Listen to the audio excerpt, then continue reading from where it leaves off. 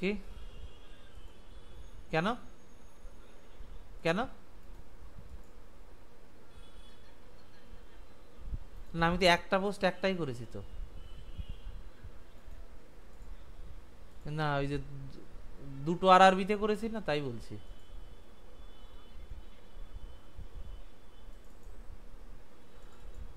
আচ্ছা, তাও ঠিক বলেছো। হ্যাঁ, আরআরবিতে পোস্ট তো দুটো আমার।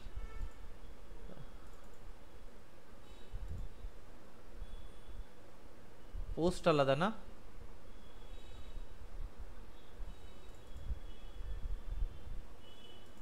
আরে সেন্ট্রাল এখন প্রচুর নিয়ম ফিয়ম। কলকাতায় সিগন্যাল ওয়ানটা দিয়েছি কলকাতায় আমি। সিগন্যাল ওয়ানে ধরি, ওদের ধরছি না, কারণ ওটা ইঞ্জিনিয়ারিং বেসের কোশ্চেন তো।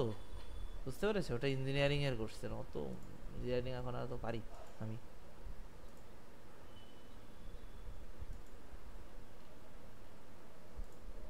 কি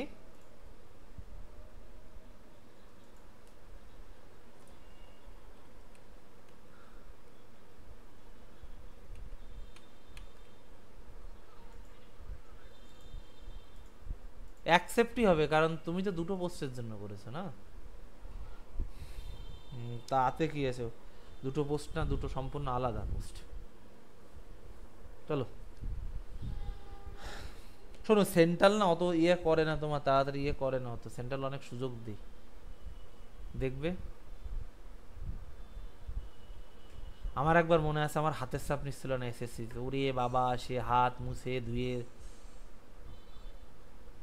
চলো, মৌলিক অধিকার। আচ্ছা, সবাই শুনতে পাচ্ছ, দেখতে পাচ্ছ? এবার চলো আমরা পড়ালেখায় ফিরি আস। হুম হুম হুম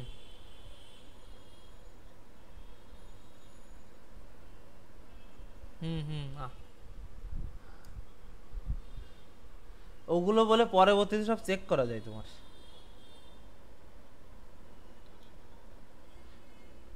ওটা বলে পরবর্তীতে সব এই আমাকে একজন বলছিল, ওই আবার একটা দাদা রেলে আছে না, ও বলছে কি তোর এইসব কিছু দেখবে না, এখানে দেখবে বাবার নাম, তোর নাম, আর তোর মার নাম ঠিক আছে কিনা, আর তোর আধার কার্ড, এই। তারপরে যখন বলে পাস করে, তখন বলে আবার ডকুমেন্ট নতুন করে নেই।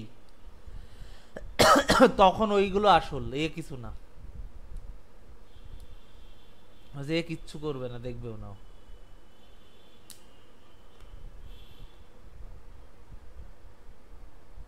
তখন বলে না, সব জেরক্স নিয়ে নেই। না, ওই তখন ওইগুলো নিয়ে বলে চেক করে ওরা, বিভিন্ন জায়গায় যায়, যে দেখে মানে মানে ইনভেস্টিগেশন করে যে আসলে এটা ঠিক কিনা।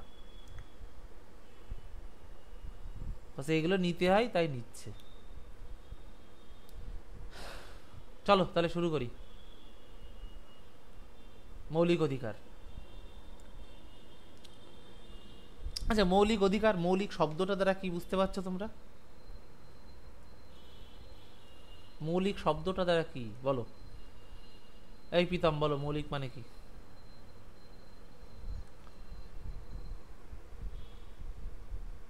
আচ্ছা, সাধারণ অধিকার, আমি তো মৌলিক বলেছি, আমি তো অধিকার বলিনি। ও ভালো কথা, আজকে কিন্তু 100টা এমসিকিউ পরীক্ষা হবে, বুঝলে? শান্তু, বুঝতে পেরেছো? ওই এসে, হ্যাঁ, রাত্রে ওই 7টা থেকে তোমার ইতিহাস ক্লাসে 100টা এমসিকিউ প্র্যাকটিস করো আজকে আমি। 100টা এমসিকিউ, বুঝতে পারছো? আচ্ছা ভালো কথা, আজকের ক্লাসটা যদি আমি 6:30 থেকে নিই, সমস্যা আছে কারোর? কারণ ওটা মিনিমাম 2 ঘন্টা 1.5 ঘন্টা তো লাগবেই আমার।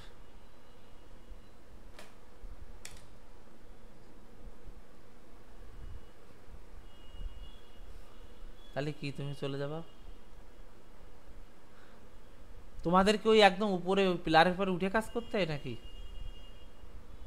ওই পিলারের পরে উঠে কাজ করতে হয়, যে পিলার মানে টাওয়ার গুলো থাকে।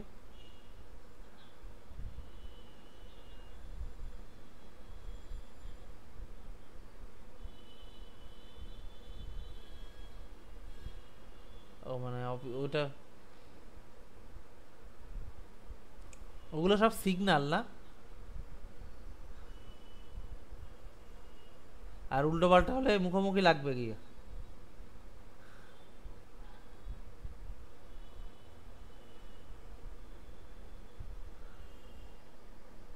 না, এই যে তোমার বালাসরে হয়েছিল না মুখোমুখি দুটো।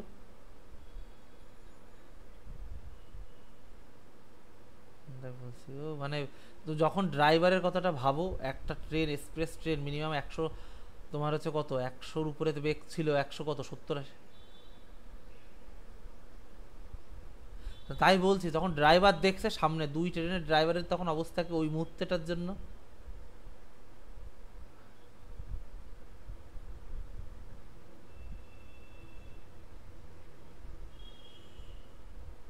তো 100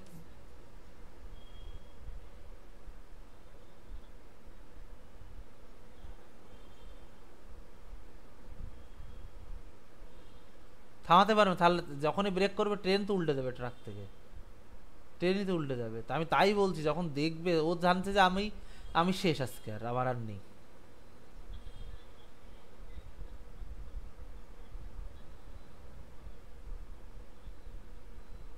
ড্রাইভার তো দেখতে তো পাই সামনে থেকে।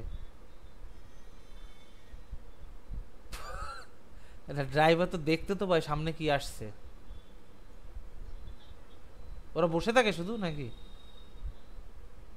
আর শুধু ব্রেক মারা কাজ না?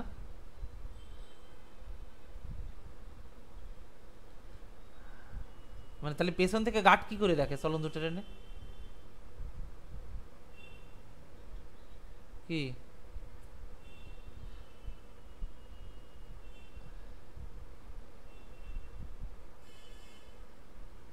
ওদের ওয়্যারলেস থাকে তো না?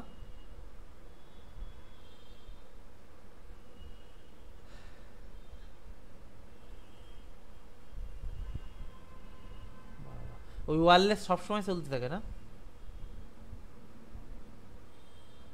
কি রঞ্জিত রেলের চাকরি, রঞ্জিত বলছি কেন, প্রীতম রেলের চাকরি করবে নাকি?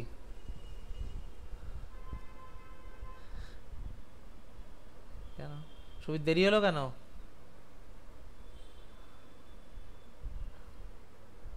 হ্যাঁ, ও রেলে চাকরি করে। ও, চলো তাহলে ভারতীয় সংবিধান শুরু করি না, আমরা রেল নিয়ে আলোচনা করছিলাম বুঝলে, চলো।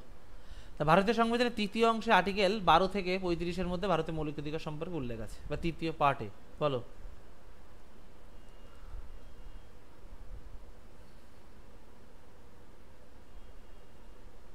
ও আমি জানি না, রঞ্জিত জানে।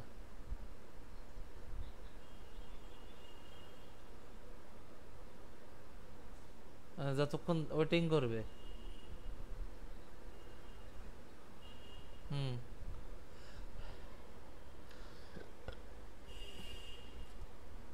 আর 2 ঘন্টা বসে থাকবো ওর ভিতরে।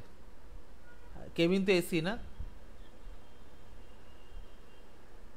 কেবিন তো এসি না?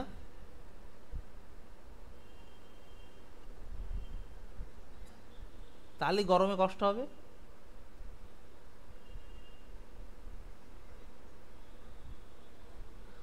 হুম।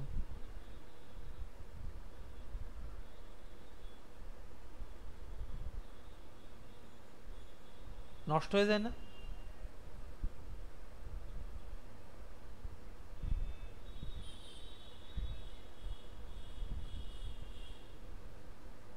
শস- শুকনো।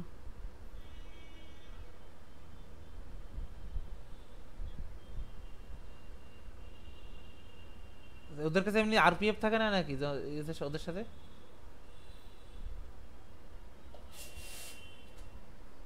তো যদি তোমার হচ্ছে ডাকাত ধরে জঙ্গলের মধ্যে থেকে, তাহলে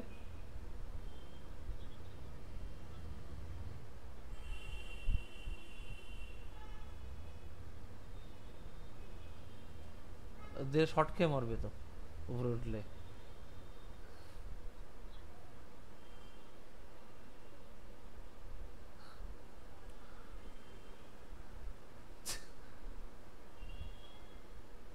শুধু আচ্ছা স্যার ভারত।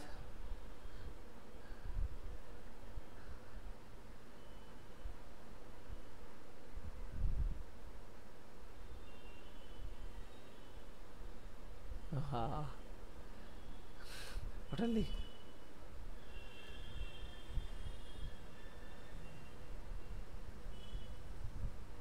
আর ওই জঙ্গলের মধ্যে দাঁড়ায় না,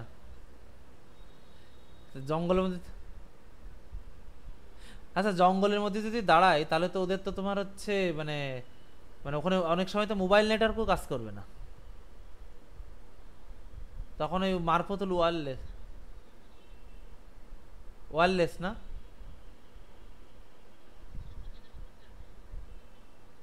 হ্যাঁ, ওই তো ওয়্যারলেস।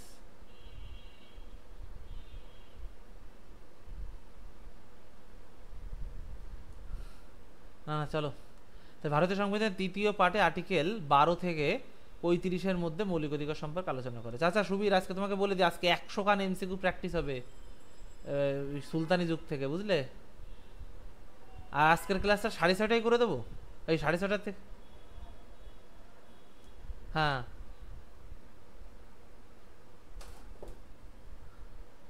হ্যাঁ হ্যাঁ হ্যাঁ।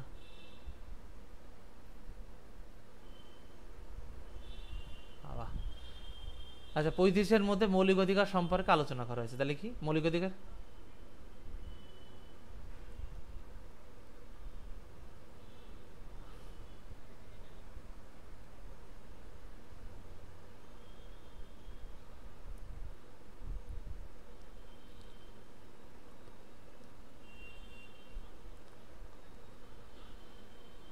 ওদের মাইনে প্রচুর দেয়। আচ্ছা আচ্ছা, ওদের ড্রাইভারের থেকে গার্ডের মাইনে বেশি। হ্যাঁ। না আমি শুনেছিলাম ড্রাইভারের থেকে গার্ডের মাইনে বেশি।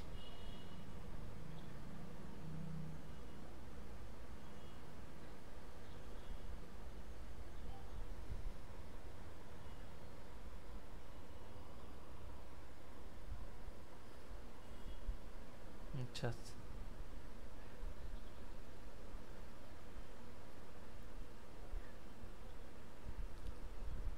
হুম। আচ্ছা, চলো এবার পড়াশোনা শুরু করি। তা মৌলিক অধিকারের ধারণা মার্কিন যুক্তরাষ্ট্রের সংবিধান থেকে গ্রহণ করা হয়েছে। এই যে মৌলিক অধিকারের যে ধারণা, এটা কোন সংবিধান থেকে নেওয়া হয়েছে? তোমার মার্কিন যুক্তরাষ্ট্রের সংবিধান থেকে। এটা ভেরি ভেরি ভেরি ইম্পর্টেন্ট, বুঝতে পেরেছো? আজকে সুব্রত কোথায়? সুব্রত এরা কোথায়? ওরা এই দুটো, এই সিভিক পার্টি আজকে একটাও নেই নাকি? তো সুব্রত আছো? সুব্রত কোথায়? হরপ্রসাদকে দেখতে পাচ্ছি। ও হ্যাঁ, সুব্রত এবার পেয়েছি। হ্যাঁ চলো চলো, তাহলে বর্তমানে কয়টি মৌলিক অধিকার আছে? 6টি মৌলিক অধিকার আছে, বুঝতে পেরেছো? কিন্তু সংবিধান প্রণয়নকালে তোমার 7টি মৌলিক অধিকার ছিল, বুঝতে পেরেছো? তা যখন 1974 সালে, মাফ করে 74 না 78, 1978 সালে কিন্তু সংবিধান প্রণয়নকালে, কিন্তু সংবিধান প্রণয়নকালে, প্রণয়নকালে মৌলিক অধিকারের সংখ্যা কয়টি তোমার, মানে কয়টি ছিল?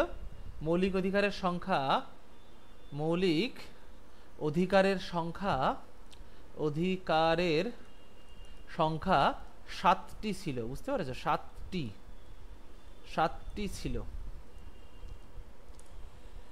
তা 1978 সালে বা 1978 সালে যখন মোরারজি দেশাই আমাদের ভারতের প্রধানমন্ত্রী, তখন 44তম সংবিধান সংশোধনীর মাধ্যমে সম্পত্তির অধিকার, যেটা 31 নম্বর ধারায় ছিল, সেটাকে বাদ দিয়ে দেওয়া হয়। এখন বর্তমানে তোমার 6টি মৌলিক অধিকার, বুঝতে পারো? তাহলে কত? 1978 সালে বা 1978 সালে, 1978 সালে যখন মোরারজি দেশাই ভারতের প্রধানমন্ত্রী, মোরারজি দেশাই ভারতের প্রধানমন্ত্রী, মোরারজি দেশাই, দেশাই ভারতের প্রধানমন্ত্রী, তৎকালীন প্রধানমন্ত্রী মোরারজি দেশাই, তৎকালীন, তৎকালীন প্রধানমন্ত্রী, প্রধানমন্ত্রী তখন 44তম সংবিধান সংশোধনের মাধ্যমে, তখন 44তম সংবিধান সংশোধনীর মাধ্যমে, সংশোধনী, শোধনীর মাধ্যমে 31 নম্বর ধারা থেকে মৌলিক অধিকারকে বাদ দিয়ে একটি সাধারণ আইনি অধিকারে অন্তর্ভুক্ত করা হয়, যেটা এখন বর্তমানে 300 এ নম্বর ধারায় অন্তর্ভুক্ত। সংবিধানের মাধ্যমে তোমার হচ্ছে সম্পত্তির অধিকারকে সম্পত্তির অধিকারকে সম্পত্তির অধিকারকে মৌলিক অধিকার থেকে বাদ দিয়ে তোমার হচ্ছে সাধারণ একটি আইনি অধিকার হিসেবে স্বীকৃতি দেওয়া হয়।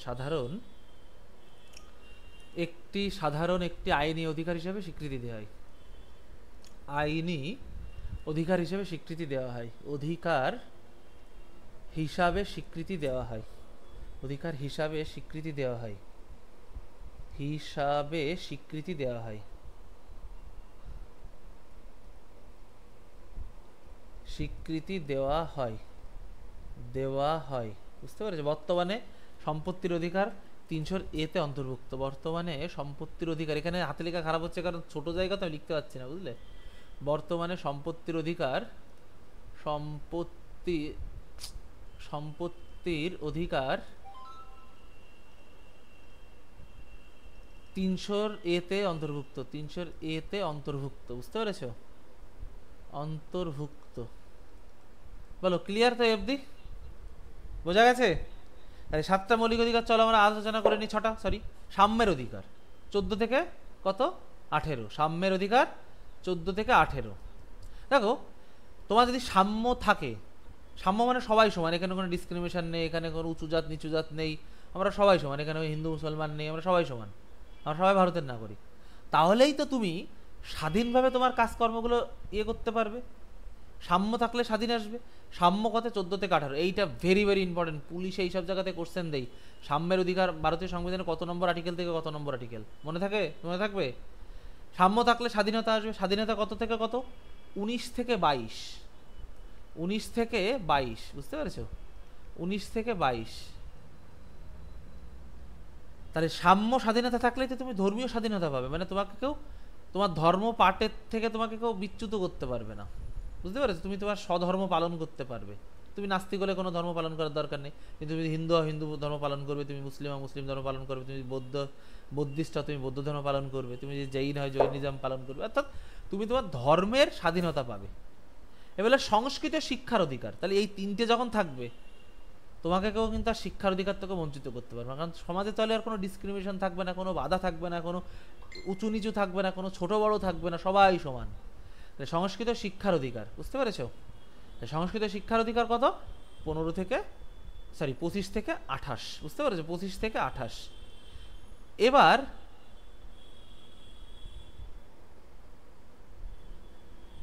দাঁড়াও, শোষণের বিরুদ্ধে মনে একটা ভুল হয়ে গেছে, শোষণের বিরুদ্ধে হবে, সরি। এই দাঁড়াও 19 থেকে হলো শোষণের বিরুদ্ধে, 23 থেকে 24। হ্যাঁ ঠিক আছে, তাই তো বলছি, শোষণ থাকলে তো শোষণের বিরুদ্ধে 5টা হচ্ছে, দেখো এখানে শোষণের বিরুদ্ধে অধিকার, শোষণের বিরুদ্ধে অধিকার, অধিকার, বুঝতে পেরেছো? তাই বলি, দেখো উঁচু নিচু হয়ে যাচ্ছে। তাহলে এইটা হলো তোমার হচ্ছে সাম্যের অধিকার 14 থেকে 18। স্বাধীনতার অধিকার 19 থেকে 22। 23 থেকে 24 শোষণের বিরুদ্ধে অধিকার। এইগুলো কিন্তু প্রচুর আসে, এখন ধরে আসে কিন্তু পুলিশের পরীক্ষায়, বুঝতে পেরেছো?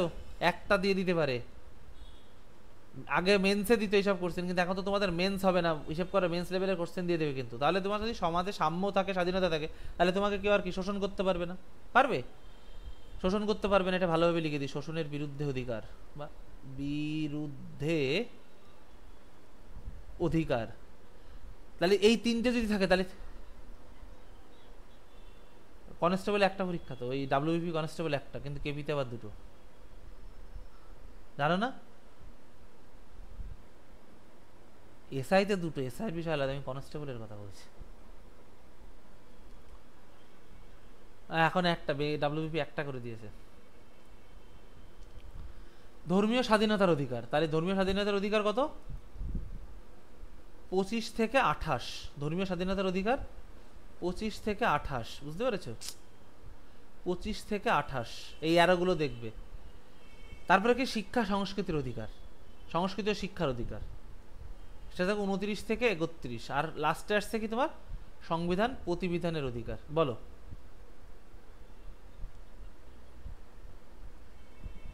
29 থেকে 30 হয়, 31 লেখে সমস্যা নেই, 31 নম্বর ধারাটা এখন আর নেই, বুঝতে পেরেছো? 30 দেও, 31 31 লেখা, তুমি বই বিভিন্ন বইতে দেখো 31 দেওয়া আছে, 31 দেওয়া আছে, কিন্তু 31 ধারণাটা এখন আর নেই, ওটা অ্যাবলিস্ট হয়ে গেছে, ওটা ডিলিট হয়ে গেছে, বুঝলে? 31 লেখে, 30 হতে পারে, 31 দিতে পারে, কিন্তু আমি বই, তুমি লক্ষ্মীকান্ত যদি খোলো না, লক্ষ্মীকান্তের বই খোলো, তাহলে তুমি 31 দেখতে পারো, সব বই তো 31 লেখে, কিন্তু 30, 29 থেকে 31, বুঝতে পেরেছো? তুমি যত বই দেখো, আমি ভারতের যত পলিটি বই আছে আমি সব বই পড়েছি ইন্ডিয়ান পলিটির উপরে। তোমার হচ্ছে স্টাডি আইকুর যে বইটা আছে, তারপরে তোমার হচ্ছে লক্ষ্মীকান্ত, এরশাদের যে ইংলিশ বইটা, বাংলা বইটা তো আমি লিখছি, বইটা ডাব্লিউবিসিএস সিলেবাসের জন্য বেরোলো না, নতুন সিলেবাস যেহেতু আসেনি, ওটা নতুন সিলেবাস আসলে বেরোবে আমার বই। তারপরে তোমার হচ্ছে পুনব কুমার দালাল, বাসুদেব, দুর্গাদাস বাসু, অনাদি কুমার মহাপাত্র, আরিহান্ট, তারপরে তোমার আর একটা আছে আরে ওই যে তোমার হচ্ছে নামটা ভুলে যাচ্ছি আমি, আরে ওই যে মহেশ কুমার বানোয়াল, সব পড়া আছে আমার, কিন্তু সব জায়গায় 31 দেই, বুঝতে পেরেছো?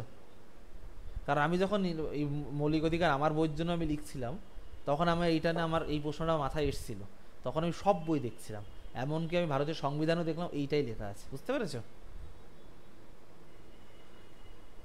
হরপ্রসাদ করলে না কোশ্চেনটা? ওইটাই লেখা আছে, তুমি দেখো, তোমার যদি পাশে কেউ দাদা ডাব্লিউবিসিএস প্রিপারেশন নেই, তুমি তার কাছ থেকে লক্ষ্মীকান্তের বইটা খুলে দেখো, কেমন? বুঝতে পেরেছো?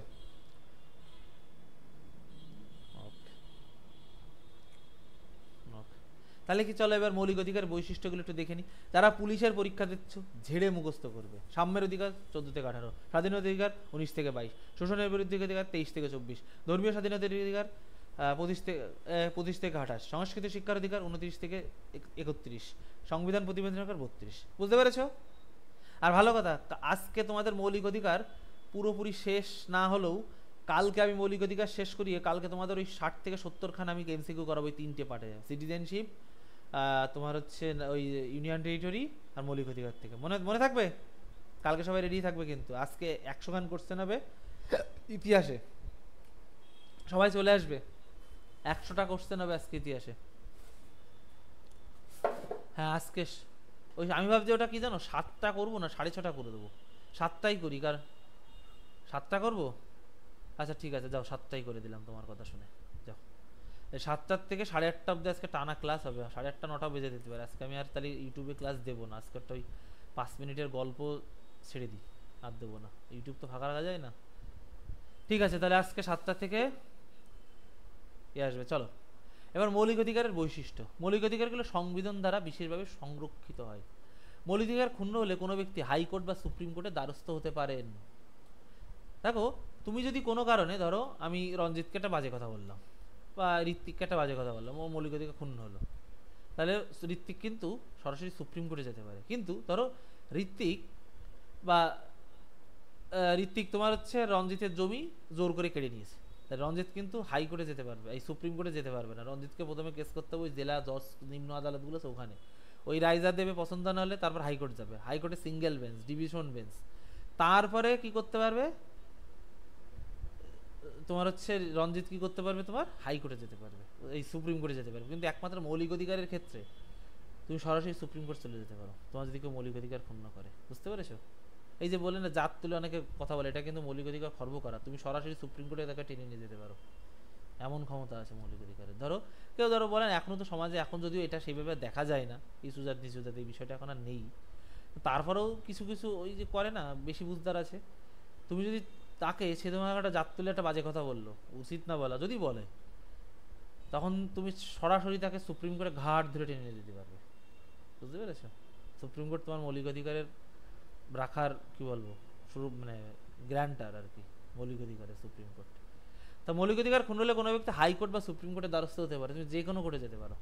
পার্লামেন্ট চাইলে মৌলিক অধিকার সংযোজন বা বিলোপ করতে পারে। আমরা দেখলাম কি 1978 সালে মোরারজি দেশাই যখন ভারতের প্রধানমন্ত্রী, তখন উনি কি করলেন, 44তম সংবিধান সংশোধনের দ্বারা 31 নম্বরে উল্লেখ্য যে মৌলিক অধিকার ছিল সম্পত্তির অধিকার বা রাইট টু প্রপার্টি, এটাকে বাদ দিয়ে কি করলো, 300 ইয়েতে একটা সাধারণ আইনি অধিকার হিসেবে বুঝে দিল না? তাহলে ওইটাকে কি বলছে তোমার, ওইটাকে বলছে যে তোমার হচ্ছে একটা মৌলিক অধিকার থেকে বাদ, মানে তোমার হচ্ছে এইভাবে বাদ দেওয়া যায়। তো জরুরি অবস্থার সময় আর্টিকেল 20 এবং 21 ছাড়া বাকি মৌলিক অধিকার স্থগিত রাখা যায়। 20-21 আমরা যখন ডিটেলস পড়বো 19 থেকে 22 তখন এগুলো সম্পর্কে জানবো। চলো, আর্টিকেল 19-এ 6টি মৌলিক অধিকারের কথা আছে, এবং তখনই এগুলো 6টি মৌলিক অধিকার আছে তোমার হচ্ছে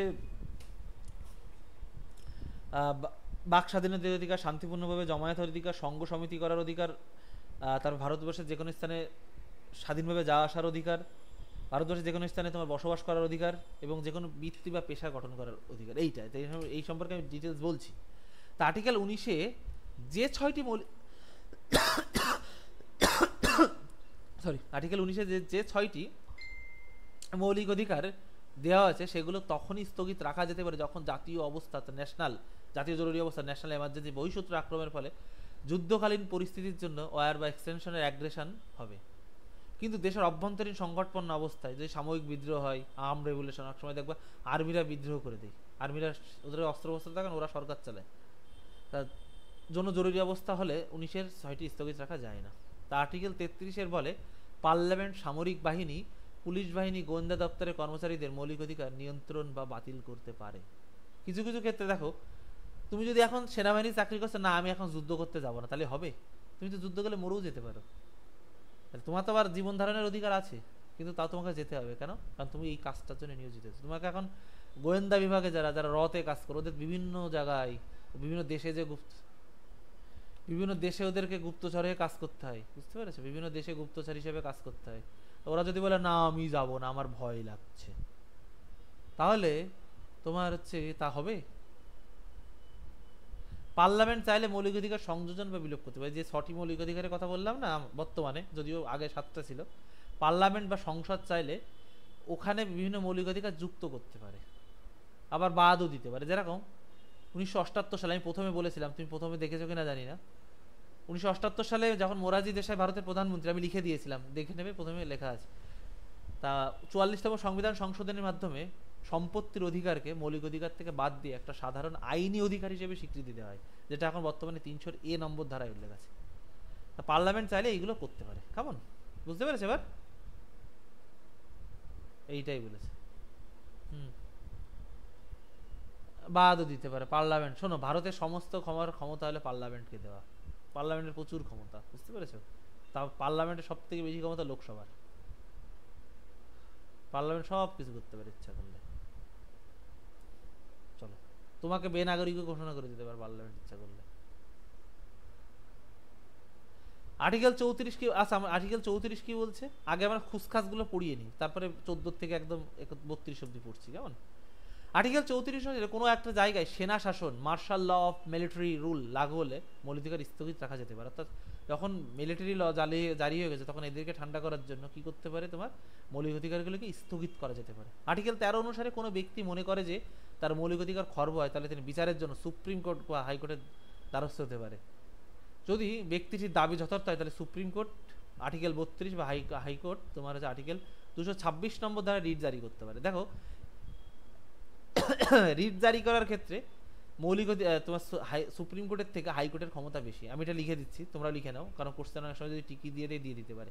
সুপ্রিম কোর্ট শুধুমাত্র মৌলিক অধিকারের ক্ষেত্রে তোমার রিট জারি করতে পারে, কিন্তু হাইকোর্ট রিট মানে অধ্যাদেশ, মানে একটা আদেশ টাইপের, বুঝতে পেরেছো? সেটা আবার পাস হতে হয়, মানে হাইকোর্ট অর্ডার দিচ্ছে কেন্দ্র বা রাজ্যকে। তা সুপ্রিম কোর্ট শুধুমাত্র মৌলিক অধিকারের ক্ষেত্রে রিট জারি করতে পারে, আর হাইকোর্ট শুধু 226 নম্বর ধারা অনুসারে শুধু মৌলিক অধিকার, অন্যান্য বিষয়ের ক্ষেত্রেও রিট জারি করতে পারে। তাই জন্য সুপ্রিম কোর্টের থেকে মৌলিক অধিকার রিট জারি করার ক্ষেত্রে ক্ষমতা হাইকোর্টের বেশি। দেখো, হাইকোর্টে মৌলিক অধিকার কি পড়েছে? 12 থেকে 35 নম্বর ধারা অবধি মৌলিক অধিকার। তাই 35-এর মধ্যে 32 নম্বর আছে। তো মৌলিক অধিকারের মধ্যে যে ধারাগুলো, তার মধ্যেই সুপ্রিম কোর্টের একটা ধারা ঢুকিয়ে দিয়েছে। সেজন্য মৌলিক অধিকারের মানে কোনো ব্যক্তির মৌলিক অধিকারের রক্ষাকর্তা কে? কে? এই বলো, সুব্রত বলো। কোন? Supreme court. কোনো ব্যক্তির মৌলিক অধিকার রক্ষাকর্তা সুপ্রিম কোর্ট। দেখো, এই সুপ্রিম কোর্টই মানে যে ধারা 32, সেটা সুপ্রিম কোর্টের মানে মৌলিক অধিকারের মধ্যে আছে, যেটা আবার সুপ্রিম কোর্টকে রিলেট করছে। তাহলে লেখো, রিট জারি করার ক্ষেত্রে হাইকোর্টের, সুপ্রিম কোর্টের থেকে হাইকোর্টের ক্ষমতা বেশি। রিট জারি করার ক্ষেত্রে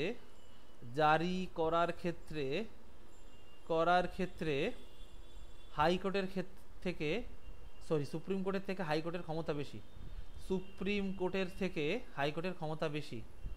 সুপ্রিম কোর্টের থেকে হাইকোর্টের ক্ষমতা বেশি। সুপ্রিম কোর্টের থেকে হাইকোর্টের ক্ষমতা বেশি। হাইকোর্টের সুবিধটা কোথায় গেল আবার? কোর্টের ক্ষমতা বেশি। কেন সুপ্রিম কোর্ট শুধুমাত্র মৌলিক অধিকার খর্বিত হলেই রিট জারি করতে পারে, বা মৌলিক অধিকারের ক্ষেত্রে রিট জারি করতে পারে, কিন্তু হাইকোর্ট মৌলিক অধিকার পাশাপাশি অন্যান্য বিষয়েও রিট জারি করতে পারে? সুপ্রিম কোর্ট শুধুমাত্র মৌলিক অধিকারের ক্ষেত্রে রিট জারি করতে পারে, শুধুমাত্র মৌলিক অধিকারের বিষয়ে রিট জারি করতে পারে। মৌলিক অধিকারের বিষয়ে রিট জারি করতে পারে। অধিকারের বিষয়ে রিট জারি করতে পারে। রিট জারি করতে পারে।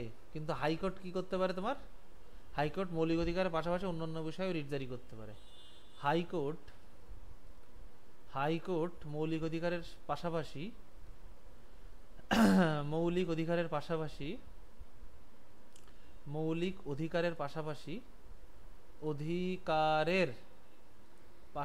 অন্য বিষয়েও রিট জারি করতে পারে।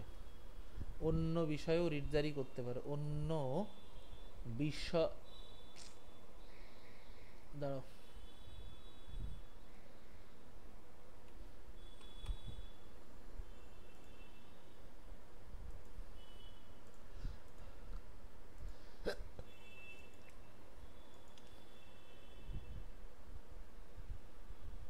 অন্য বিষয়ের হাইকোর্ট মৌলিক অধিকারের পাশাপাশি, এ মা, এটা তো বুঝবে না, অধিকারের পাশাপাশি অন্য বিষয়ে রিট জারি করতে পারে।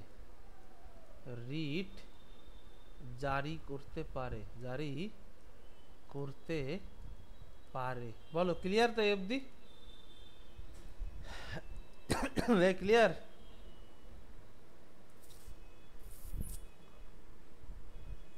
চলো এবার সাম্যের অধিকার, আর্টিকেল 14 থেকে 18। 14 থেকে 18 আইনের দৃষ্টিতে সবাই সমান। কে বলছে? তোমার সাম্যের অধিকার, তাই তো? আর্টিকেল 14 বলছে আইনের চোখে ভারতের সকল নাগরিক সমান। রাষ্ট্র কোনো ব্যক্তিকে আইনের দৃষ্টিতে সমতা কিংবা আইন কর্তৃক সমানভাবে রক্ষিত হওয়ার থেকে বঞ্চিত করতে পারবে না। বুঝতে পেরেছ? আর্টিকেল 14 আইনের দৃষ্টিতে সকল সমান, এইটা। কিন্তু আমি যদি একটু ডিটেলসে বলতে যাই তাহলে কি, রাষ্ট্র কোনো ব্যক্তিকে আচ্ছা, আমি যদি তোমাদের সাথে মাঝে মাঝে পড়ানোর মাঝখানে একটু গল্প করি, কোনো সমস্যা নেই তো? মানে অফেন্ড হও না তো? কি অফেন্ড হও না তো? আমি আগে যেসব জায়গায় পড়াতাম, স্টুডেন্টদের সাথে বেশি গল্প করলে পরে আমাকে বলতে, এত কথা বলবেন না স্টুডেন্টদের সাথে, আপনি পড়াবেন শুধু।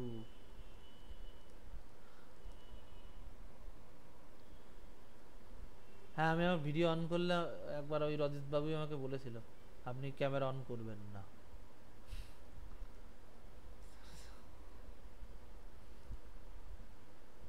আচ্ছা, রাষ্ট্র কোনো ব্যক্তিকে আইনের সমতা কিংবা আইন কর্তৃক এখন কে ক্লাস নেই ওখানে? ইতিহাস কে পড়ায়? রাহুল কেমন পড়ায়? রাহুলকে আমি ওখানে কন্ট্যাক্ট দিয়েছিলাম, আমার কাছ থেকে রজতের নম্বর নিয়েছিল। রাহুল কেমন পড়ায়? ওর সাথে আমার কথা সেভাবে নাও, আমাকে আমার এক স্যারের সোর্স দিয়ে আমি ওর সাথে ফোনে সেভাবে কথা বলি না। আমাকে ফোন করেছিল যে আমি পড়াচ্ছি, নতুন শুরু করেছি, আমাকে একটু চেনা জানা, আপনার তো চেনা জানা আছে। আমি যখন ছেড়ে আসলাম রজতের ওখানে, তখন আমাকে বললো যে আপনি একটা স্যার কাউকে একটা খুঁজে দিন। তখন আমি রাহুলের নম্বর, সাহা না কি, না না না, এটা কি, এটা পরামানিক না কি জনের নামও তো আমার কাছে সেফ নেই, দাঁড়াও তো।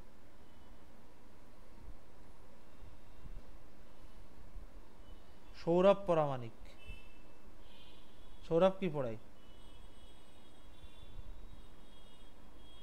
সৌরভ কি পড়াই? সৌরভকে পড়াই, কিছু পড়াই তোমাদের কাছে?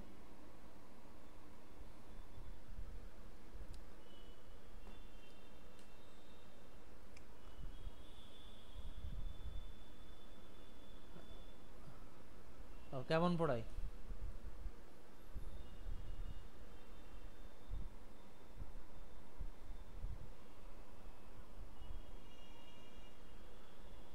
প্রশ্ন না করলে শিখবি কি করে? সমভাবে রক্ষিত হওয়ার থেকে, রক্ষিত হওয়ার থেকে, হওয়ার থেকে বঞ্চিত করতে পারে না। হওয়ার থেকে, রক্ষিত হওয়ার অধিকার থেকে, অধিকার থেকে বঞ্চিত করতে পারে না। বন, এ আমি সেভাবে চিনিও না, মানে ইনি আমার হচ্ছে ওই আমার এক স্যারের সোর্সে ধরে অনেক রিকোয়েস্ট করতে যে আমার একটা ব্যবস্থা করে দিন। তখন আমি যখন ছাড়লাম ওখানে, তখন আমাকে বলছে যে আপনার একটা ভালো টিচার ম্যানেজ করে দিন স্যার, নাহলে কে ব্যাচগুলো চালাবে। বুঝতে পেরেছ? তখন আমি ওকে ওর কন্ট্যাক্ট দিয়েছিলাম, তারপর ওকে নিয়েছিল। বুঝতে পেরেছি? এইভাবে। আচ্ছা, বঞ্চিত করা যাবে না, করা বা বঞ্চিত করতে পারবে না, বঞ্চিত করতে পারবে না, করতে পারবে না, পারবে না। রাষ্ট্রতালি কোনো ব্যক্তিকে আইনের দিশে সমতা। আমি তোমাদের ওই স্যারের ওখানে ও ডাব্লিউবিসিএস ব্যাচ আমি পড়াতাম, বুঝলে? ডাব্লিউবিসিএস সবাই পড়াতে পারে না, শুনে দেখো, রজত স্যারের ওখানে ডাব্লিউবিসিএস এর ইতিহাস পলিটি আমি পড়াতাম ব্যাচে। ডাব্লিউবিসিএস মেন যেটা ডাব্লিউবিসিএস না, ইংলিশ নোট ইংলিশে করতে হয় তোমার। আচ্ছা, 15 নম্বর আর্টিকেল। এবার 15 নম্বর আর্টিকেল কি বলছে? জাতি ধর্ম বর্ণ নির্বিশেষে সকলেই সমান অধিকার। বুঝতে পেরেছো? অর্থাৎ সমান অধিকার ভোগ করবে। রাষ্ট্র কোনো বৈষম্যমূলক, এই বেটা তুই নিচু জাত, এই আমি উঁচু জাত, এই তুই মধ্যম জাত, এই তুই হিন্দু, এই আমি মুসলিম, এই তুই শিখ, ওই তুই খ্রিস্টান, এরকম বলা যাবে না। অর্থাৎ আমরা সবাই সমান, জাতি ধর্ম বর্ণ নির্বিশেষে সমান অধিকার, অধিকার তোমার হচ্ছে প্রদান করতে হবে। এবং মানে কোনো নাগরিকের প্রতি কোনো বৈষম্যমূলক ব্যবহার করা যাবে না, এবং নাগরিকের প্রতি কোনো নাগরিকের প্রতি কোনো নাগরিকের প্রতি নাগরিকের প্রতি রিকের প্রতি বৈষম্যমূলক কোনো ব্যবহার করা যাবে না বা আচরণ। আমার এই জ্বর হয়েছে না, জ্বর হয়েছে গালে ঘা, বুঝতে পেরেছো? আর মুখে কোনো টেস্ট নেই, মনে হচ্ছে একটু ভাজা ভুজো যদি খেতে পারতাম, কিন্তু ভাজা ভুজো খেলেও ভালো লাগছে না। খুবই মানে ঠান্ডা লেগেছে তো, ভালো লাগছে না মুখে খেতে। আজকে লুচি খেতে গেলাম, লুচি দুটো নিলাম আর 4টে নিয়েছিলাম, তা দুটো খেয়ে আর একটা হাফ খেয়ে 1.5টা ফেলে দিয়েছি।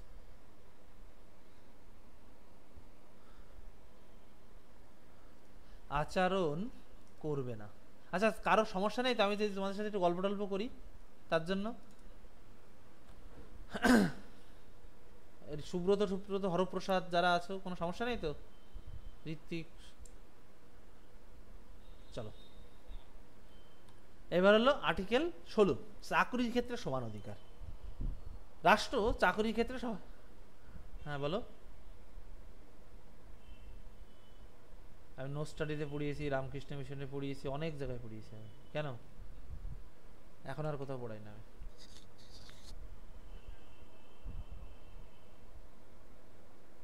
নো স্টাডিতে ডেমো মানে ইউটিউবে?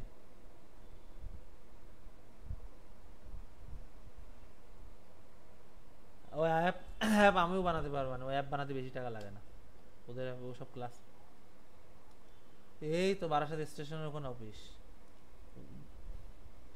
ওরা জানো না, আমার নাম ভাঙিয়ে প্রচুর স্টুডেন্ট ভর্তি করিয়েছে, পরে তারা আবার আমাকে কোথা থেকে ম্যানেজ করেছে, তারপর আমার যেই ক্লাস পাচ্ছে না, বলেছে স্যার হলো অসুস্থ, স্যারের ডেঙ্গু হয়েছে। তারপর ওরা কোথার থেকে ফেসবুকে আমার সাথে যোগাযোগ করে, তার আমার নম্বর তো দেয়া থাকে, ফোন করেছে, স্যার আপনার নাকি ডেঙ্গু হয়েছে। আমি বলছি না তো, আমি তখন কাছে, আপনি তাহলে ওখানে কেন পড়াচ্ছেন না? আমি বলছি আমি তো ছেড়ে দিয়েছি ওখানে। তারপর স্যার আমাদের এই কথা বলেছে। জম্মে ওই সারাদিন দেখিও পড়ায়, ওদের ওখানে কেউ এখন পড়াতে চায় না, টিচারদের টাকা পয়সা দেয় না ঠিকঠাক মেরে দিই। ওদের কোনো কোনো টিচার থাকে না, ওই নিজে ওই দুই দেবা দেবী আছে দুটোই স্টুডেন্ট,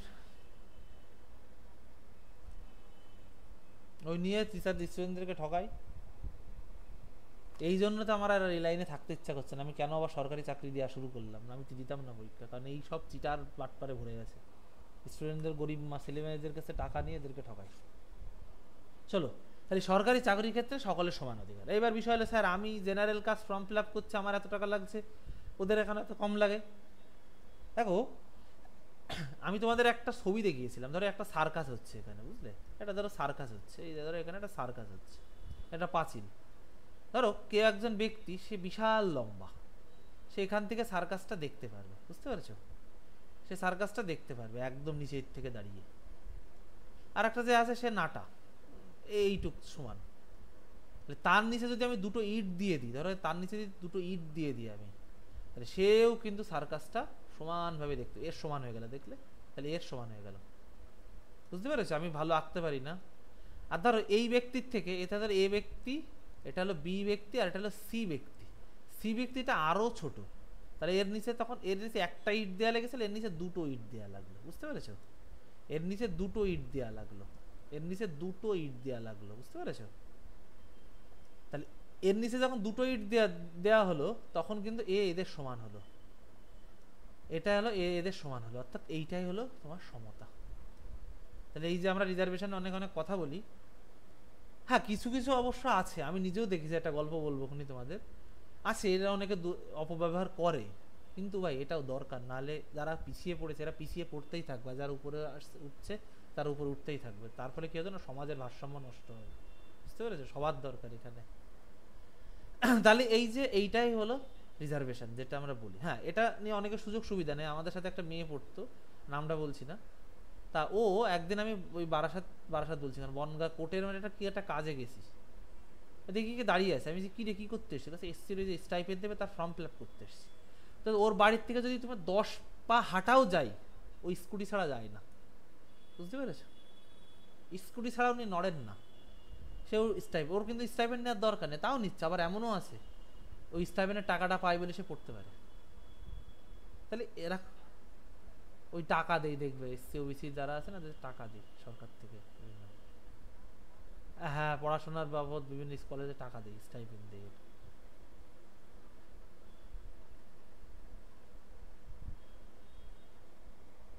না না, কে বলেছে স্কলারশিপ দেই, সব ভালো কথা।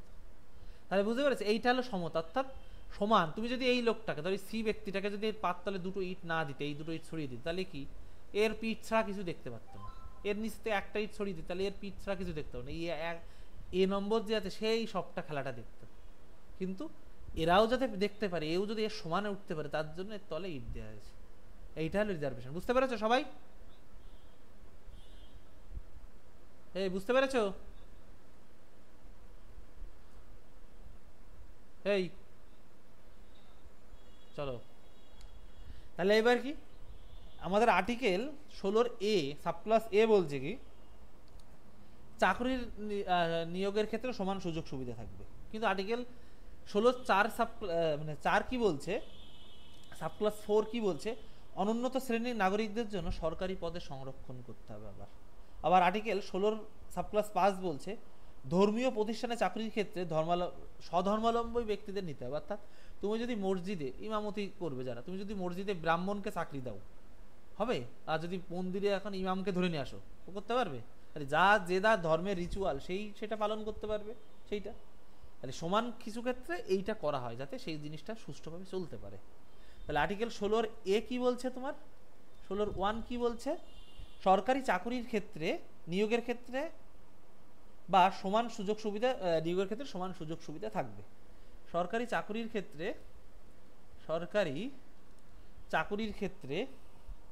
চাকুরি নিয়োগের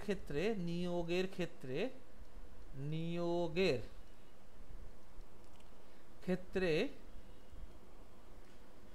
দেখো আমার নিজে কোচিং খুলে পড়ানোর উদ্দেশ্যটা কি জানো, আমি যেন আমার স্টুডেন্টদের সাথে সমানভাবে মিশতে পারি, গল্প করতে পারি, ওদের সব কাজে হেল্প করতে পারি, আমার কোনো বাধ্যবাধকতা নেই। কিন্তু বাইরে পড়াতে গেলে না প্রচুর মনে হয় কি আমি মাথা বিক্রি ভয় লাগতো, আমি এর সাথে কথা বলছি, বাবা আবার এরপর আমাকে কথা শোনাবে, ধরো ওই যে মাঝে মাঝে তোমাদের আগে ক্যামেরা অন করে বোঝাতাম না জিওগ্রাফির অনেক কিছু, আমি কেন ক্যামেরা অন করেছি, আমি কি করে বোঝাবো বলুন, কত অত বোঝানোর দরকার নেই, আপনি যতটুকু পারেন একে দেখিয়ে দেবেন। তো ওই জন্য ভাবলাম চিনে তো তোমরা তো এমনিও আমাকে চিনে ফেলেছো, তখন থাকে নাম দেখে তো এটা ওইভাবে হয় না গো ভাই। 16/4।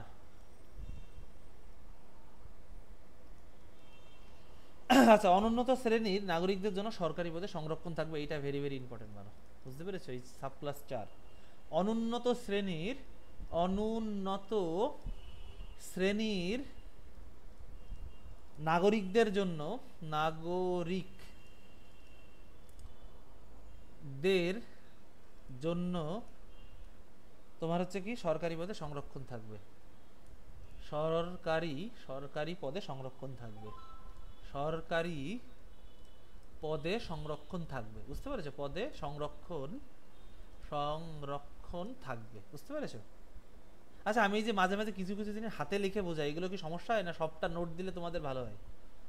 কারণ হাতে লিখে কেন জানো, কারণ এগুলো বোঝানোর বিষয় থাকে তো, তাই হাতে লিখে দিই, আর লেখা থাকলে অত বোঝানো যায় না। বলো, তোমরা বলো। 16 এবার 5, সাব ক্লাস 5 কি বলছে, এইটাও ভেরি ভেরি ইম্পর্টেন্ট মারো। তোমাদের এসআইতে এই কোশ্চেনগুলো আসবে, ডাব্লিউবিপিতে এত কঠিন কোশ্চেন দেবে না। ডাব্লিউবিতে ওই শখটা পড়ালাম না, কত নম্বর সাম্যের অধিকার কত থেকে স্বাধীনতার কত, তারপরে শোষণের বিরুদ্ধে কত, এইগুলো টানা মুখস্থ করছে, বা পরীক্ষার আগের দিন দেখে যাবে কেমন। ধর্মীয় প্রতিষ্ঠানে চাকরির সংশ্লিষ্ট ধর্মাবলম্বী ব্যক্তিদের জন্য সংরক্ষিত থাকবে।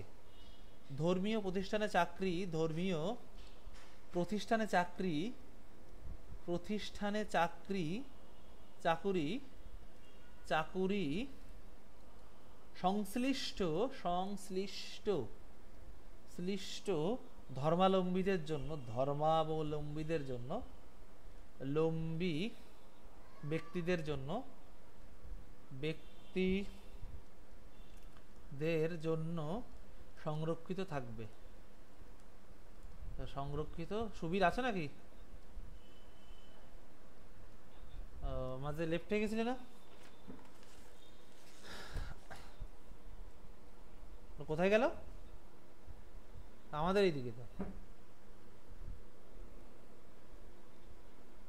ঠাকুরনগর তো আমাদের এইদিকে, এই তো। এবার হলো 70। হ্যাঁ এসো, ফোন করে চলে আসবা, কেমন? আমি চাপাটালির এই পারে, ব্রিজ পারে, হেলাবটতলা, কলোনি মোড়, এইদিকে। কালী পুজোয় বিশাল ঠাকুর হয় আমার পাশে, হয় নবপল্লীতে, নবপল্লী বয়েজের ওখানে হয়। দুর্গাপুজো ভালো হয় না, দুর্গাপুজো হয় বনগাঁর কলকাতায়। আসে তো লোকজন, আসে তো, প্রচুর ভিড় হয় রাস্তা, মানে ওই দুদিন আগের থেকে তোমার রাস্তা, আমরা কোনো মানে দুপুরের থেকে যায় না, মানে বেরো তুমি কিছু পাবে না, তুমি স্টেশন থেকে সব বন্ধ করে দেবে। একদিন আমি তখন ওই এসডিএসসিতে পড়াতাম, আমার বনগাঁয় পড়েছে পড়ানো, আমি আসছি 3টের সময়, দেখি সব বন্ধ, অটো ফটো কিচ্ছু নেই। আমার ওই হাঁটতে হাঁটতে হাঁটতে হাঁটতে আসতে হলো, আর তখন আমি ভেতরের রাস্তা তো চিনতাম না, ভেতর দিয়ে আসলে আর সোজা আসা যায়, কিন্তু আমি সেই ঘুরে ঘুরে ঘুরে ঘুরে আমার হেঁটে হেঁটে আসতে হয়, সব বন্ধ করতে। আমার একদম বাড়ির সামনের থেকে বন্ধ করে, এবং পুরো একদম ওই তোমার ওই পুলিশের যে ক্রস সেপেল নাকি ওই লাগাই দিই, গার্ড রেল লাগিয়ে দিই, গার্ড রেল ওইসব লাগিয়ে দিই। এবার হলো আর্টিকেল 17, অস্পৃশ্যতা বর্জন। এটা কি? এটা হলো ধরো, এই তুই নিচু যা, তাই তুই আমার কুয়োর জল খাবি না, ওই তুই আমার বাড়ি হাঁটবি না, এই করে বলা যাবে না, অর্থাৎ অস্পৃশ্যতা বর্জন করতে হবে। এর সাথে একটা রিলেটেড একটা আইন পাশ হয়েছিল, সেটা হলো সংবিধান এই আর্টিকেল 17 নম্বর অনুসারে, মানে এই সংবিধানের এই নির্দেশে, মানে এইগুলো তো সংবিধান কি, এই আর্টিকেলগুলো কি সংবিধানকে নির্দেশ দিচ্ছে, মানে আমাদেরকে নির্দেশ দিচ্ছে। তাই এই সংবিধানের এই নির্দেশ অনুসারে 1955 সালে অস্পৃশ্যতা অপরাধ আইন বা আনটাচেবিলিটি অফেন্স অ্যাক্ট প্রণীত হয়, ভেরি ভেরি ইম্পর্টেন্ট, বুঝতে পেরেছো? তাহলে এই সংবিধানের এই নির্দেশের তোমার হচ্ছে অনুসারে যাবো, ভোট টোট মিটলে আমার একটু ওইদিকে যাওয়ার ইচ্ছা আছে, সুবিধার ওইদিকে যাবো ঘুরতে। সুবীর গেলে কি খাওয়াবা? সুবীর আসে নাকি লেফট হয়ে গেল? হ্যাঁ, গিলে কি খাওয়াবা তোমাদের ওইদিকে? না মানে তোমাদের এখানে মানে মানে ফেমাস কি কি আছে? সে ভাত মাংস তো বাড়ি খাই।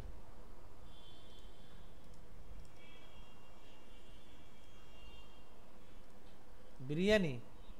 আমার বাড়ির পাশে ব্যারাকপুর, ব্যারাকপুরের বিরিয়ানি, তো ওখানে যাবো বিরিয়ানি খাবো?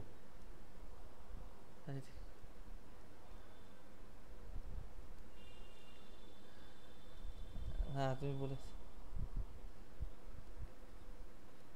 এই ইলিশ মাছ খাবো তো প্রীতমদের বাড়ি গিয়ে, ও গঙ্গার থেকে ইলিশ মাছ ধরে খাওয়াবে, তাই না? কি? না তোমাদের হয় না এরকম মিষ্টি বিভিন্ন টাইপের একটা ইয়ে থাকে, ফেমাস থাকে? আমি ভাত মাছ মাংস তো বাড়িতে এমনিই খাই, ওগুলো না। মানে ধরো তোমার হচ্ছে একটা ইয়ে থাকে না, সিগনেচার থাকে না, যে এই বিখ্যাত এই অঞ্চলে এইরকম কিছু।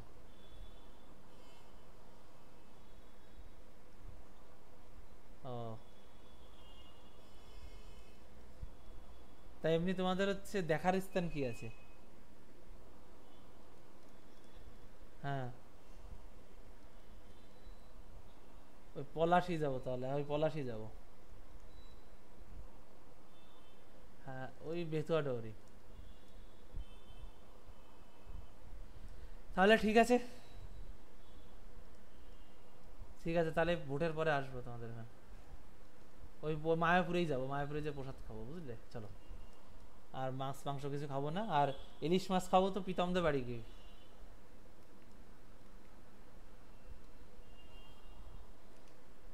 এখন আর এই গঙ্গার ইলিশের টেস্ট নেই, খাবো নাকি সিলভার কাপ খাওয়া হলো। আগে দেখতে ইলিশ মাছ মারলে না একটা তেল বেরো তোর গায়েতে, আর এখন কি করে, এখন সব মানে মনে হয় কি ওতে তেল ঢাললেও তেল থাকে না ওর গায়ে।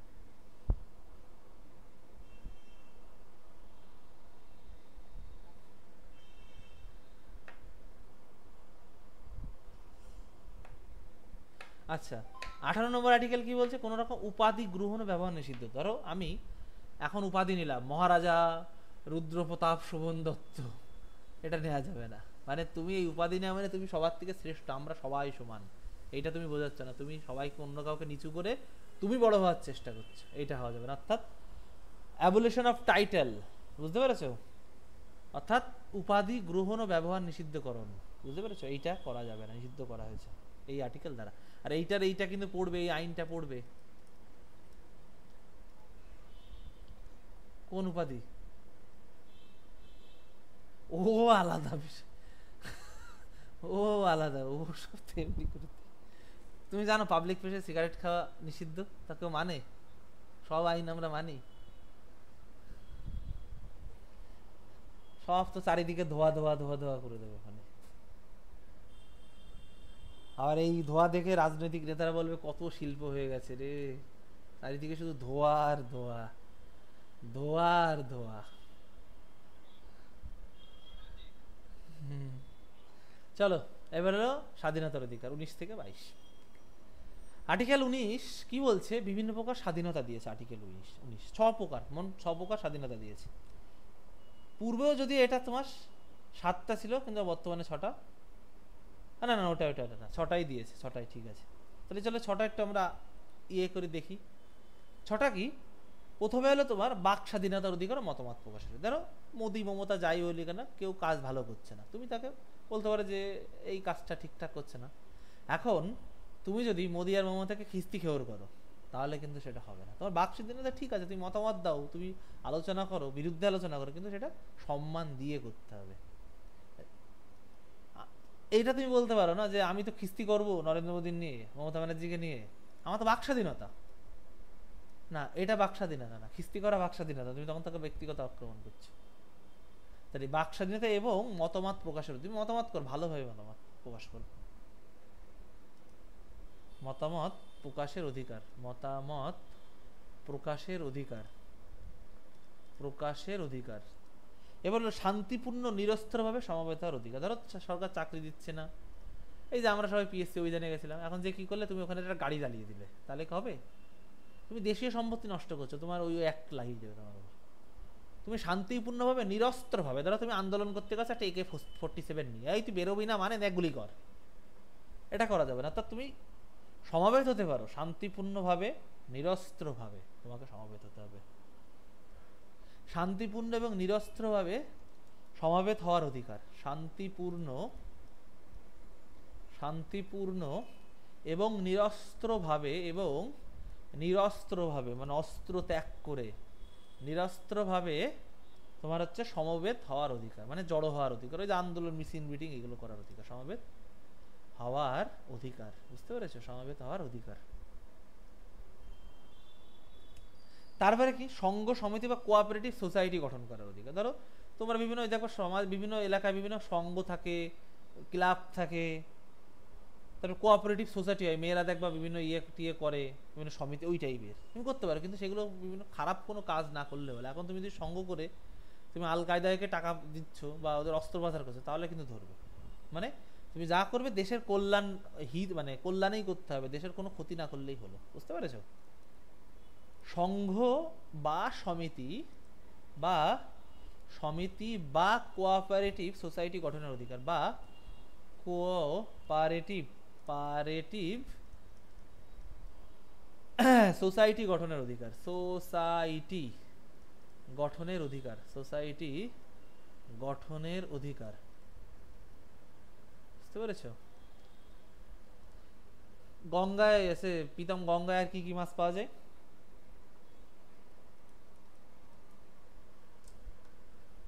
চিংড়ি কত করে কেজি?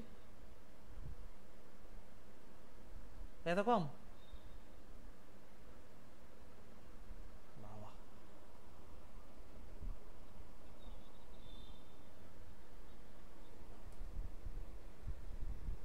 তাহলে প্রীতমকে পাঠাতে বলো।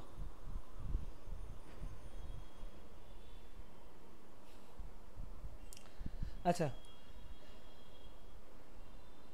নদী না পাশে? আচ্ছা, ভারতবর্ষের যে কোনো স্থানে স্বাধীনভাবে চলাফেরা করার অধিকার কি? ওর বাড়ি হলো গঙ্গার পাড়ে না, হাওড়ায়।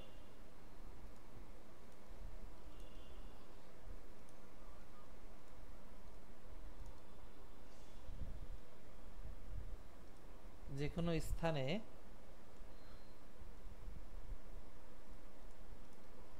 কোনো স্থানে স্বাধীনভাবে, আমার ওই পলাশির ওই যুদ্ধর ওইটা দেখার খুব ইচ্ছা আছে, ওইটা দেখতে যাব।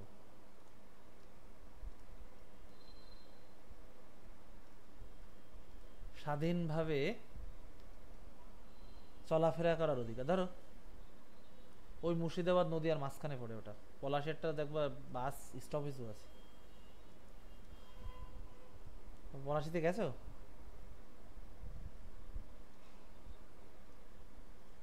আচ্ছা, এই ভারতবর্ষে যে কোনো স্থানে স্বাধীনভাবে চলাফেরা করার অধিকার।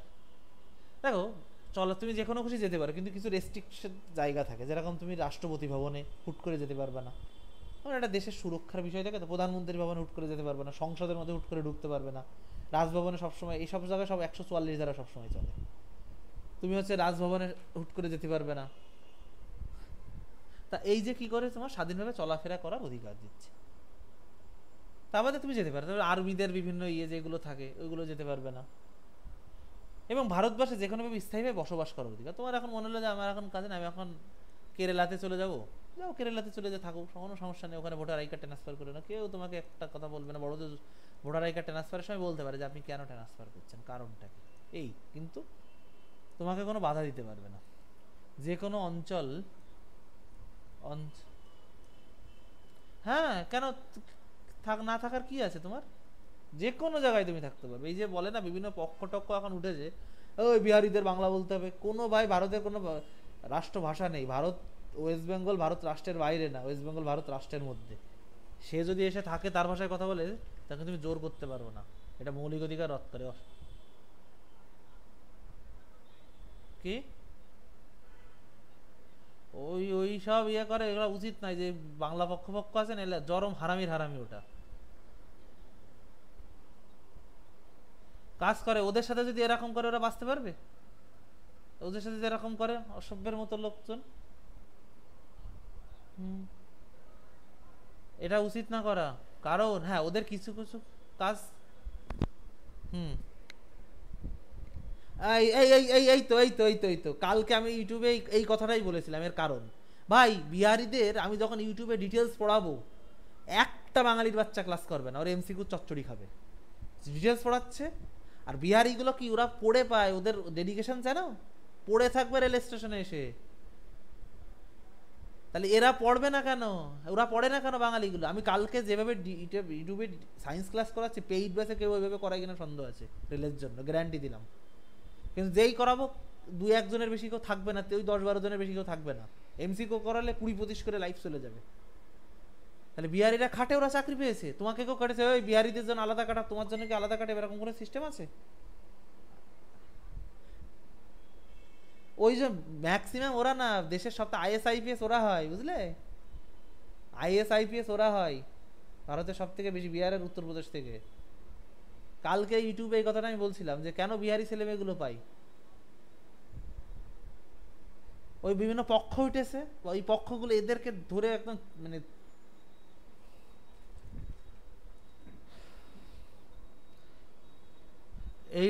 শোনো, এটা কোনো কথা না তোমার হচ্ছে। তুমি যদি ইয়ে করতে পারো, তুমি অবশ্যই চাকরি পাবে। আমি কেন বলছিলাম কালকে, কেন বাঙালি ছেলেমেয়ে এসএসসি আর রেলে চাকরি পায় না, এরা নিজের দোষে পায় না। এরা বাবা আমাকে ইংলিশ পড়তে হবে, ইংলিশ আমাকে কামড়ে দেবে, বুঝতে পেরেছো? কালকে ইউটিউবে এই কথা আমি বলছিলাম। আমি রেলে কেন বিহারি ছেলে মেয়েগুলো পাই, ওরা খাটে।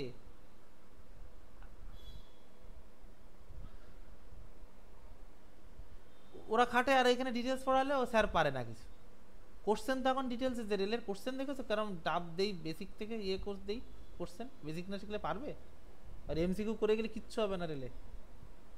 তাহলে ভারতবর্ষের যে কোনো অঞ্চলে তোমার হচ্ছে স্বাধীনভাবে বসবাস করার অধিকার। এই যে যাচ্ছি কয়েক জায়গায় দেখলাম ওই বাংলায় কথা বলতে, বাংলা সে তাই সে শিখিনি। তো এখন যদি আমি তো তামিলে গেলাম, ধর আমি কোনো কারণে সেকেন্দ্রাবাদে পেয়ে গেলাম, ও তামিল ভাষা চলে, ওই স্যার আপনি তামিল না বললে কিন্তু আপনার কুবড়ি উড়িয়ে দেবো। তাহলে আমি জীবনেও তামিল শিখতে তো আমার অবস্থা খারাপ হয়ে যাবে। তো আমি বড়দের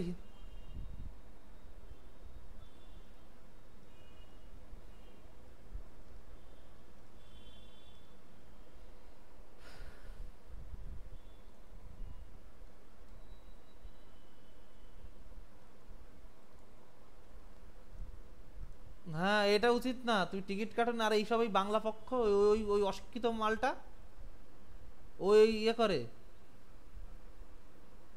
মানে বলা উচিত না তোমাদের মধ্যে হয়তো কেউ সাপোর্টার থাকতে পারো, কিন্তু যেটা করছে না, এরপর বাঙালি আলাদা একটা দেশ বানানোর চিন্তা ভাবনা করছে। যদি সারা ভারত থেকে বাঙালিদের লাথি মারা শুরু করে না, না খেয়ে মরে যাবে। এখানে এখানে না আছে ইয়ে, না আছে তো। লাথি মারে যদি সব জায়গায় বাঙালি খেদাও শুরু করে, তাহলে পারবে থাকতে? ভারত শোনো, আগে আমরা ভারতীয়, তারপরে বাঙালি, এটা মাথায় রাখতে হবে। আমরা বাঙালি অবশ্যই, আমাদের গর্বের এটা, কিন্তু আগে আমরা ভারতীয়, তারপরে বাঙালি। এটা ঠিক না, এটা যেভাবে করছে ওটা। ওটা এই যে গর্ব চট্টোপাধ্যায় যেভাবে করে, ওটার মৌলিক অধিকার, ওর নামে তোমার সুপ্রিম কোর্টে রিট জারি করা যায় জানো? ও মৌলিক অধিকার খর্ব করছে কাউকে। ও ছত্র ছায়াটা কিছু না, বাংলার দোষ আছে। যদি কেউ ও সফটওয়্যার কিছু সুপ্রিম কোর্টে চলে যায়, ওই ভিডিও ক্লিপ ওর সাথে সাথে অ্যারেস্ট করাবে ওকে। বাঙালির সমস্যাটা কি জানো, বাংলায় আমাদের রাজনীতি সম্পর্কে আমরা খুব অজ্ঞ, আমরা জানি না। আমরা এই পলিটি সম্পর্কে, বিশেষ করে সায়েন্স, আমি নিজে সায়েন্সের স্টুডেন্ট, তো একসময় আমি ভাবতাম, বাবা পলিটি মানুষ পড়ে নাকি, ইতিহাস মানুষ পড়ে নাকি, আর এদিকে নিজে কিচ্ছু জানে না, কি করলে কি হয়। এই অশিক্ষিত সব ভরে যাচ্ছে, বুঝলে? আর অন্যান্য দেশ সব এগিয়ে যাচ্ছে। ভারতের প্রথম সিভিল সার্ভিস কে হয়েছিল জানো? সত্যেন্দ্রনাথ ঠাকুর, ভারতের প্রথম সিভিল সার্ভেন্ট, যেটা আইএস আইপিএস এর মতো। সেই বাঙালি এখন আইএস দিলে খুঁজে পাওয়া যায় কিনা, এক একটা তোমার হেরিকেন দাঁড়িয়ে খুঁজতে হবে, ওই 300-400 র্যাঙ্কের পরে একটা বাঙালি নাম পাওয়া যায় কিনা সন্দেহ আছে। বাঙালির অহংকার শেষ করে দিল বাঙালিকে। তুমি যদি ব্যবসা করো বাবা, তুমি মানে কি, তুমি চাকরি না পেয়ে ব্যবসা করো, মানে তুমি চাকরি না পেলেই মানে তোমার লাইফই বৃথা এদের কাছে। তুই মরে যা, তোর বেঁচে থেকে লাভ নেই। তুই চাকরি পাসনি, তোর আর বেঁচে থেকে লাভ নেই। কিন্তু চাকরি না পেয়ে সে যদি নিজের একটা কর্মসংস্থান করে, সেটাও খারাপ কিসের? আগে বাঙালি যারা ব্যবসা করতো, জগৎ শেঠ, এরা কি সব একটা ব্যাংকার ছিল এরা। বাঙালিদের আগে সব মানে বাঙালির নাম শুনেছো? ওই যে তোমার গৌরী আছে, বলে না একটা প্রবাদ আছে না, যে হরিঘোষের গোয়াল, তারপর আবার বলে না যে টাকা দেবে গৌরী সেন, এরা সবাই একটা বড় ব্যবসায়ী, এদের ইতিহাস জানো? আর এখন ব্যবসায়ী বলতে সব ওই মারোয়াড়ি। আমারও খারাপ লাগে, বড় বাজারে যাও কলকাতা, দেখে নে বাঙালি কয়টা আছে। আমারও খারাপ লাগে না, বাঙালি ছেলে থাকলে আমার সত্যি ভালো লাগতো, কিন্তু বাঙালির এই আত্ম অহংকার আর একগুয়েমি, এর জন্য খাই হয়ে গেল এরা নিজেরা। আমি এই নোট স্টাডি নিয়ে একটা কথা বলছি। এই নোট স্টাডি কি করতে জানো? আগে লিখতো বাংলায় পড়বে, বাঙালি ছেলে সব জায়গায় বাংলা সেন্টিমেন্ট করবে, নিজেরা ঠিকঠাক কোয়ালিটি সম্পন্ন টিচার দিতে পারবে না, ওর বাংলা সেন্টিমেন্ট। এই জন্য আমি সব ইয়ে করে দিয়েছি। দেখো আমিও চাই বাঙালি উঠলে ভালো লাগে আমার, বাঙালি যখন ইয়ে করে না সত্যি গর্ব হয়। কিন্তু ভাই সেই যোগ্যটা তো তৈরি করতে হবে। তুমি তো তোমার যোগ্যতা নেই, তুমি আরেকজনকে অহংকার করছো বসে বা হিংসা করছো, তাহলে কি কাজ হবে? সে তো উঠে যাবে তোমার উপরে। আমার কথা যদি কারো খারাপ লাগে একটু ভেবে দেখো, আমি আমি কখনো বলছি না, কিন্তু ওই এরা যা করছে, যদি সারা ভারত থেকে এবার বাঙালিকে তাড়ানো শুরু করে না, এক পয়সা হয়ে যাবে বাংলার নেই কোনো। তোমার ভালো চিকিৎসা হসপিটাল সব তো তাই দক্ষিণ ভারতের ওই ওই তোমার সিএমসি ভেলোর ফেলোরে যে সব দেখায় তোমার না। তারপরে তোমার না আছে কোনো কলকারখানা, চাকরি করবে কোথায় বাঙালি? তাহলে সবাই মিলেমিশে থাকতো, আমরা আগে ভারতীয় তারপরে বাঙালি।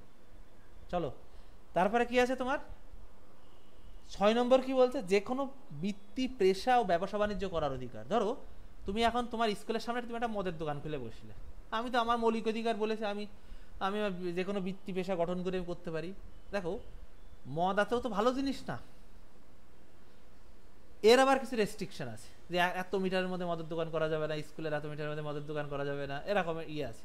যদিও মানে না, আমি আমার ভাইয়ের সিট পড়েছিল তোমার ওই যে আরে ঠাকুর, আরে দত্তপুকুরে একটা তোমার স্কুলে আমি গেছিলাম, কারণ স্কুল থেকে বেরিয়ে মদের দোকান, বুঝতে পেরেছো? স্কুল থেকে বেরিয়েই মদের দোকান, কিন্তু এটা করা উচিত না। নিজে ভাই না, আমার কাকাতো ভাই ওই পাশের ফ্ল্যাটের বুম্বা, ওখানে গেছিলাম। তা হচ্ছে ওই দেখলাম যে কি করলাম, স্কুল থেকে বেরিয়েই মদের দোকান। তো কিন্তু এটা করা যায় না, থাকে মন্দির মসজিদ বিভিন্ন শিক্ষা প্রতিষ্ঠান আবাসিক এলাকা, এখানে মদের দোকান করা যাবে না, এটা নির্দিষ্ট দূরত্ব রেখে মদের দোকান করতে হবে। কিন্তু যে পেশা কারোর জন্য ক্ষতি করবে না। এখন তুমি বলছো যে আমি এখন AK-47 নিয়ে বসবো, আমি এখন চোরা কারবারের বিজনেস করবো, করতে পারবে? তুমি এখন যে কচ্ছপ বিক্রি করবো, কচ্ছপ বিক্রি করা যায় না। আমি এখন ওই বড় বড় যে শুশুক দেখেছো, তোমার হচ্ছে গঙ্গায় শুশুক দেখেছো প্রীতম, ওঠে আর ডোবে, ওই শুশুক মারা নিষেধ জানো, এখন অবলুপ্ত হয়ে যাচ্ছে।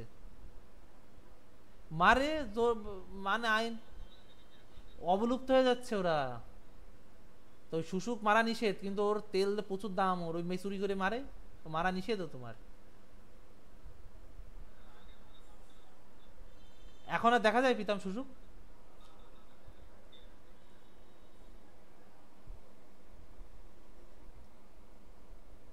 তা এখন দেখা যায় বুঝবুঝ করে ওঠে ওরা। যে কোনো বৃত্তি পেশা গ্রহণ বা ব্যবসা,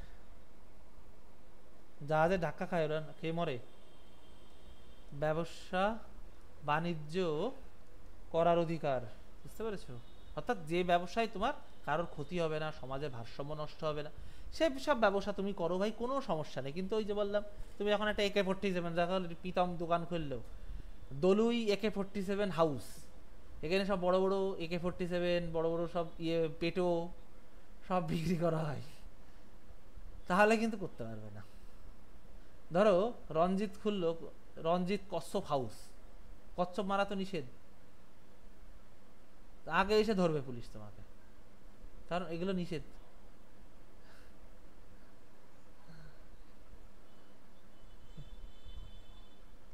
চুরি করে বিক্রি হয় সব, কিন্তু নিষেধ, ওরা অবলুপ্ত হয়ে যাচ্ছে, ও পুলিশ টাকা খায়, বুঝতে পেরেছ? ওটা নিষেধ, কচ্ছপ মারা নিষেধ। তারপরে এই যে জাটকা ইলিশ মাছ, ইলিশ মাছের একটা নির্দিষ্ট নিয়ম আছে যে এত বড় সাইজ না হলে তোমার সেই মাছ ছেড়ে দিতে হবে ধরে, আবার কেউ মানে এখন যা পাচ্ছে সব ধরে তুলে নিয়ে চলে আসছে। তোমার কারেন্ট একরকম জাল হয় যে ছোট ছোট কারেন্ট জাল না কি জাল বলে যেন, ওই জাল পাতা নিষেধ। অনেক ছোট মাছ বাঁধে, মাছগুলো বড় হতে পারে না। মানে কেউ কেউ মানে না। মানে বাঙালি বিশেষ করে এই যে স্বভাব কি জানো, আগে আমি পাচ্ছি খেয়ে নি তারপরে যা হয় হবে। এগুলো আস্তে আস্তে মানে এই শুশুকের তেল দিয়ে না, এই যে এর একটা চর্বি, চর্বির থেকে তেল হয় বুঝলো, তেল বিশাল মানে খুব দামি দামি ওষুধ হয় তোমার। এই যে যেখানে সেখানে প্লাস্টিক ফেলা উচিত না। আমি আমি বলছি আমারও অনেক সময় কি হয়, দূর ফেলে দিই। এই প্লাস্টিক কি হয় জানো, মাটির সাথে সারা জীবনে মিশবে না, ও ওখানের মধ্যে ইয়ে থাকবে সারা জীবন, মাটির উর্বরতা নষ্ট করে। তারপরে কি ভূমিধস হচ্ছে, এইগুলো কেন হচ্ছে? একটা প্লাস্টিকটা যদি আনো তুমি সুন্দরভাবে পৌরসভার গাড়িতে দিয়ে দাও, আর এরাও সেরকম। আমাদের যেরকম কয়দিন ধরে পৌরসভার গাড়িই আসে না, সব জায়গা থেকে সমস্যা।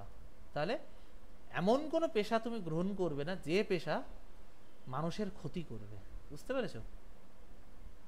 সেই পেশা করা যাবে না। কিন্তু সাধারণ যেসব পেশা আছে, একটা মুদিখানার দোকান করলে, একটা ওষুধের দোকান করলে, একটা ফলের দোকান করলে, একটা ফাস্টফুডের দোকান করলে, একটা সাইবার ক্যাফে করলে, এগুলো করতে পারে।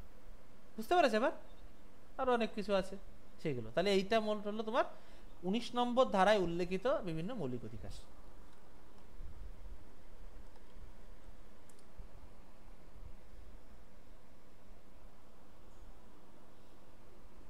আচ্ছা, আজকে এই অবধি থাকবে না, আর করাবো, টানবো আজকে আবার এক। আর সবাই শান্তু, আর হলো সুবীর কোথায় থাকবে? তাহলে আজকে কিন্তু ক্লাসে ইয়ে দেখতে মানে সবাই আসবে কেমন? আজকে 100 মার্কের কিন্তু পরীক্ষা হবে হিসাবে, কেমন? পুরো সুলতানি যুগ পুরোটা হবে আজকে। আজকে প্রথমে কানেক্টে কিছুটা পড়িয়ে নেব, পড়িয়ে 5টা বংশ সুলতানি যুগের, দাস খলজি।